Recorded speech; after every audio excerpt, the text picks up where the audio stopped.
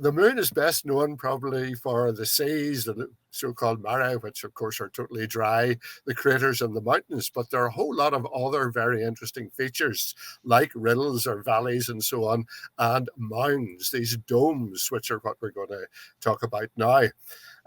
They're scattered all over the moon in various places. Some of them are quite big, up to about 80 kilometers diameter. And the thing is that the origin of them is absolutely unknown.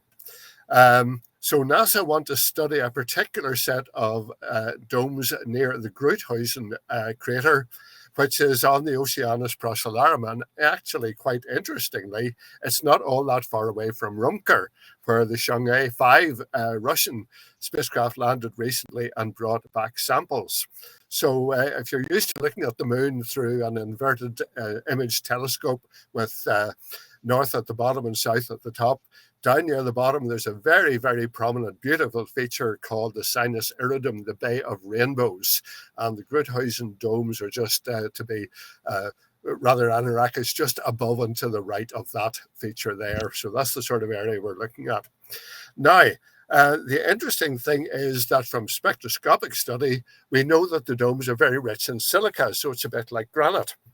And to form granite-like features on Earth, you need oceans of water, and you also need tectonic plates, tectonic subduction, which you don't have either of on the moon. Well, you certainly don't have tectonic plates, as far as we know. And while there may have been some water in the past, we believe there was never anything anywhere near like the oceans that we have on Earth. So the question is, what formed these domes? How do they form? And what's the story behind them? Are they volcanic? Are they some sort of rebound or uplift? Is there a sort of a gaseous element forcing the material up? Of course, lunar gravity is only about 1/6 that of the Earth, so you haven't quite as much weight of material pressing down with gravity, but basically we just don't know. So the mission, or the new requirement from NASA, is for a suite of 5 instruments, which they have called Lunar-VISE, and lunar for the moon, and the Vulcan Imaging and Spectroscopy Explorer. And that's going to be a sort of a two-pronged mission. There will be a lander and a rover, which will presumably both come down together. The lander will stay where it is, and the rover will roll off and start exploring the area. And there'll be 2 sets of instruments on the lander and 3 on the rover.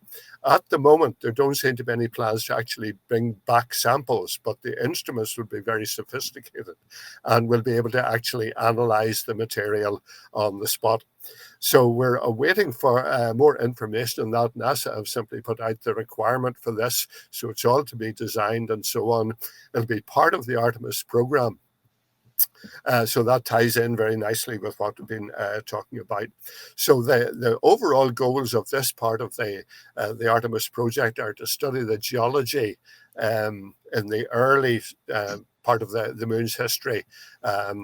It's another story altogether, but we think basically that the moon was formed after a Mars-sized body collided with the Earth, a glancing blow, not very high speed, well, not astronomically speaking anyway, but a glancing blow with the Earth, and the material that was knocked off into space was a combination of the crust of the Earth and the material of the body that hit it, and some of that was lost, some of that probably fell back down to Earth again, and the remainder clumped together to form the moon. Not just quite as simple as that, but that's the basic idea.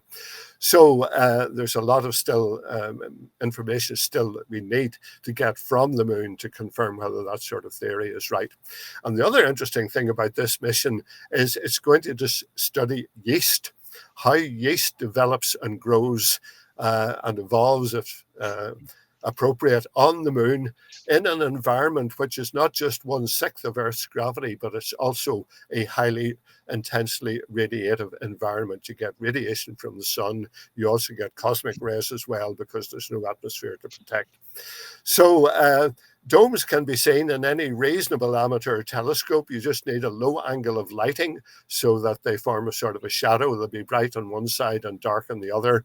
And if the angle of illumination is very low, they will cast a bit of a shadow. But they're not as high as the mountain peaks like Pico and the mountains in the Apennines, the Lunar Alps, and so on.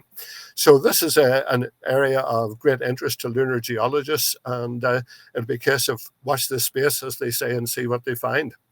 It'd be interesting because obviously the selection process during the Apollo era was mainly designed around safety. Obviously, for the earlier missions, some of the later missions, obviously far more. I mean, I say the earlier missions, Apollo 14. You look at the landing site for that, and you think, how, how did you land there?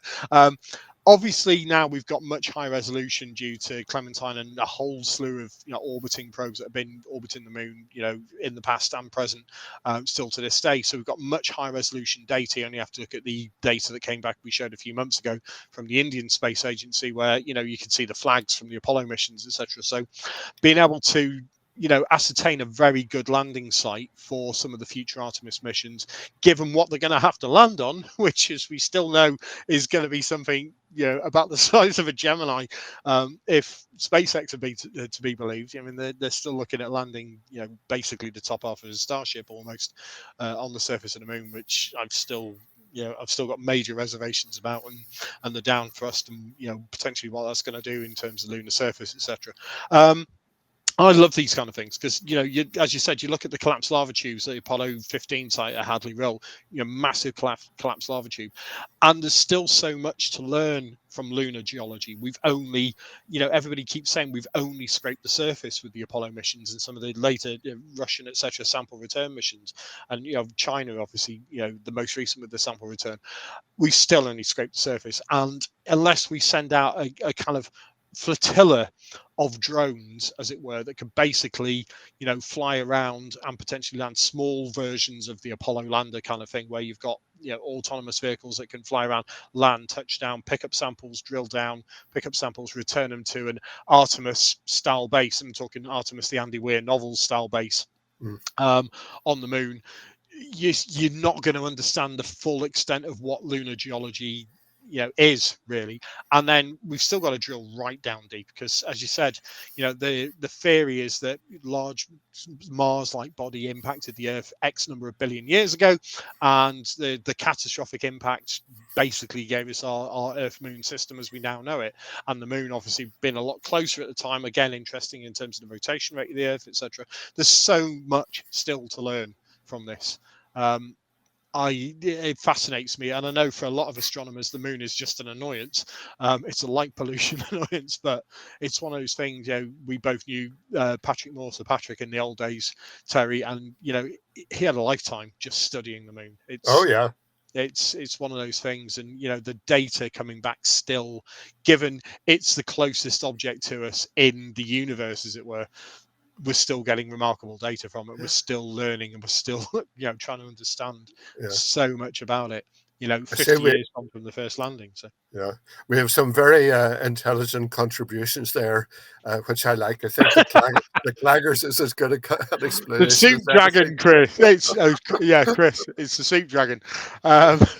Or Dune style syndromes. Yeah, that's a good one.